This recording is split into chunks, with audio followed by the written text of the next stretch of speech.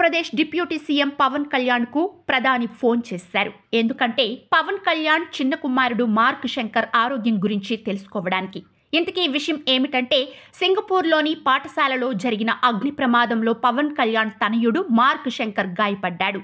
Mark Shankar ఆరోగ్య పరిస్థితిని తెలుసుకునేందుకు ప్రధాని మోదీ స్వయంగా పవన్ కళ్యాణ్కు ఫోన్ చేశారు. సింగపూర్లోని ఓ పాఠశాలలో జరిగిన అగ్ని ప్రమాదంలో పవన్ కళ్యాణ్ కుమారుడు మార్క్ శంకర్ కాళ్లు, చేతులకు కాలిన గాయాల పాలయ్యాడు. ప్రస్తుతం సింగపూర్లోని ఆసుపత్రిలో చికిత్స పొందుతున్నాడు. ఈ విషయం తెలుసుకున్న ప్రధాని మోదీ విశాఖ పర్యటనలో ఉన్న పవన్ కళ్యాణ్కు ఫోన్ చేసి మార్క్ శంకర్ ఆరోగ్య పరిస్థితిని అడిగి తెలుసుకున్నారు. మార్క్ శంకర్ త్వరగా కోలుకోవాలని ఆకాంక్షించిన ప్రధాని మోదీ పవన్ కళ్యాణ్కు ధైర్యం చెప్పారు. కుమారుడి ఆరోగ్యం గురించి ఆరా తీసినందుకు పవన్ కళ్యాణ్ ప్రధానమంత్రికి కృతజ్ఞతలు తెలిపారు. మరోవైపు విశాఖపట్నం పర్యటన ముగించుకున్న పవన్ కళ్యాణ్ సింగపూర్కు బయలుదేరనున్నారు. మెగాస్టార్ చిరంజీవి దంపతులు కూడా మార్క్ శంకర్ను చూసేందుకు సింగపూర్కు వెళ్తున్నారు. కాగా మార్క్ శంకర్కు గాయాలైన విషయం తెలిసిన వెంటనే తెలుగు రాష్ట్రాల ముఖ్యమంత్రులు చంద్రబాబు నాయుడు, రేవంత్ రెడ్డితో పాటు పలువురు రాజకీయ ప్రముఖులు స్పందించారు. మార్క్ శంకర్ త్వరగా కోలుకోవాలని కోరుకుంటూ సోషల్ మీడియా వేదికగా తమ సందేశాలను తెలియజేస్తున్నారు.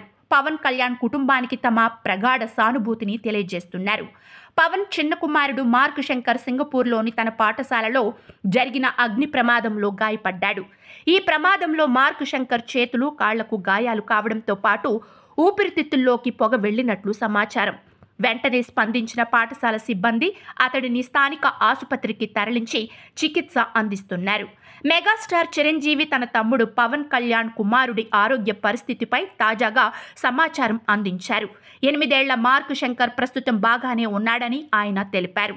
అగ్ని ప్రమాదంలో శంకర్ కాళ్లకు స్వల్ప గాయాలు మాత్రమే అయ్యాయని చిరంజీవి వెల్లడించడంతో మెగా అభిమానులు ఊపిరి పీల్చుకున్నారు. పవన్ భార్య అన్నా లెజ్నోవా సింగపూర్లోనే ఉండి కుమారుడి ఆరోగ్యానికి సంబంధించిన వివరాలను చిరంజీవి కుటుంబ సభ్యులకు ఎప్పటికప్పుడు తెలియజేస్తున్నట్లు సమాచారం.